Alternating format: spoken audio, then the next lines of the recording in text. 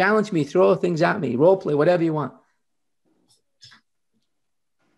Because I'm the one that can get on the stage live and actually do it. And I made myself that way.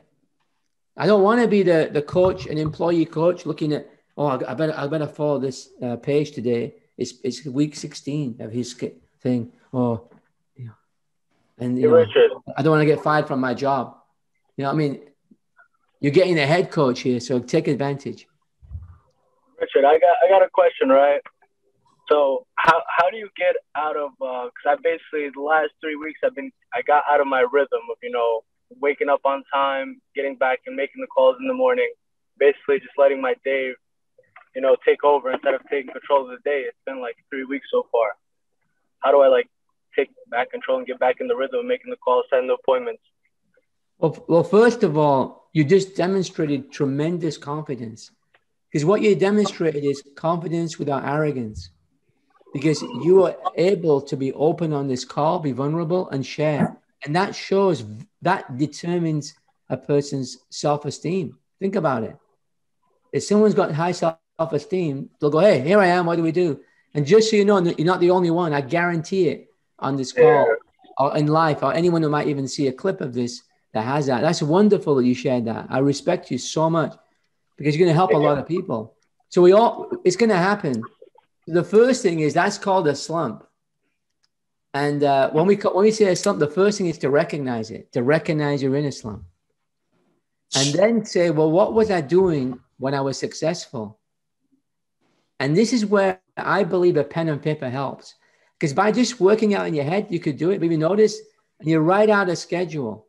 But when you write out the schedule, don't go to extreme. So if you were waking up, not you, but let's say a person was up at 4 o'clock every morning, going to the gym, do that, and suddenly you're up at 9:30. For you to, you go, okay, maybe it's at 4 o'clock too early, but pick a time. Let's say tomorrow, where you're going to do certain things. So let's say you were calling 30 people a day, and now you're down to 6. So you go, tomorrow I'm going to do 10. Because the key is to build the confidence again. So you go, I'm going to do 10 people, but I'm going to do it well. And I'm going to do it in this time. So make some commitments that you can do, small disciplines. Number 2, I don't know if you're doing this, but get back in the gym. That's what I did. No one told me that one, but I found that worked for me.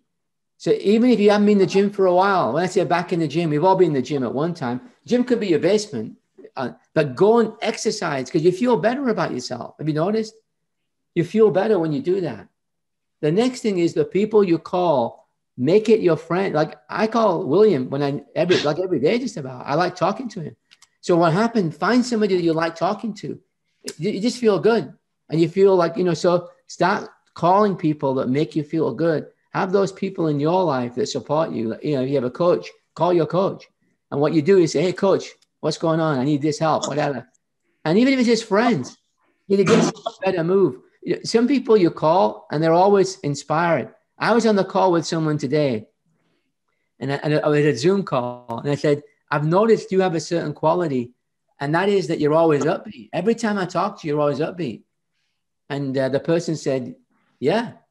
And then he named myself, he included me in that, which is, very kind of him. And he named someone we know, who we both have in common, and we both adore this person. And he says, I go, you're right. So you want to surround yourself with those people anyway, that when you call, you're lit up, sense of humor, playful, not too serious. That's what I like. I like people like that. That's who I gravitate towards. And call those people, but get a routine. The word is ritual, routine, schedule, ritual, routine, schedule. Get back on that. And the other thing is, the past does not equal the future. So forget about the past. Say, what do I do today? It doesn't matter. Today's a new day. And the other thing that other people do, and this is more, I'm going to take it to a different question from that, not from that wisdom that we just talked about, is a lot of people go, well, I didn't have a great year. So for those people who didn't have a great year, I'm going to tell you something. If you look at somebody who made a lot of money, they usually made it in about 4 or 5 months. Because I have a tracking system too. They go, so even the guy with the best year, like one year, I got this big award. And I go, wow, I got that. The biggest award I can get with my company is 120,000 agents. And I didn't really feel I had a great year. Seriously, I'm not trying to be modest or anything. I thought, really? I got that. I always feel I didn't know, because I was so busy working. I didn't even look at what I'm doing. And so what happened, I still remember, it was 2007, I think it was. 2007, around that year. Anyway, I go, wow. Yeah. And we sold some, big properties. That helped. And so the thing is, but if I look at it, that's what I'm saying. I only made the money really in about 4 months, maybe 3.5. I made about 70% of my money in 3 months, maybe. You know what I mean? So what does that mean? It means, Alex, both Alexes, I'm just looking at you now. This year, I can make these my best months. Does that make sense? Because if in your brain you average it out and you go, I'm already behind then, it's all mindset. Like the other, I got 3 Alexes here. I must be a magnet for Alexes. It's disproportionate attraction to Alexes. I got 3 here. So one of the Alexes, said that, right? 90% mindset. So what you do is you say, wait a minute, I can make this my great year, my time. It's my time to shine. I hope that's helpful, but definitely don't ignore the gym. Wow, since you mentioned that was great. It's like the baseball games. They usually win from the, in the end. Towards the end of the game, they make pretty much the win. Great. Yeah, I'm glad. Yeah, thank you. Yeah, and just tell yourself, this is my time to shine. It's my time to shine. And you play games with yourself. You look at your competition. You go, hey, man, I'm coming. You should have taken advantage. I rested. I gave you a rest. I came back. You should have taken a rest. I'm back. What are you going to do now? It's like Mike Tyson. I'm back. What are you going to do now? You should have taken advantage, right? John Jones is trying to tell the heavyweights, enjoy yourself. I'll be there soon. Look good now for a bit before I come and embarrass you. I'll be coming soon. But you know what? I'm going to take a break unless you pay me, the UFC. But he's playing games. But what he's saying in his mind probably is, don't worry. And while you're doing that, I'm gaining muscle. I'm gaining weight.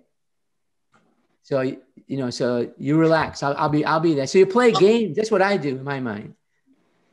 It's like a military kind of thinking, military competitiveness or Olympic sports. I get my competition to rile me up in my mind.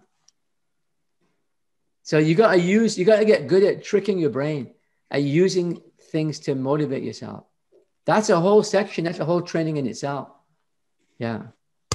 We spend a lot of time with my coaching clients on mindset and building these things so that they just fly. They just fly. They're unstoppable. Anybody else? This is great.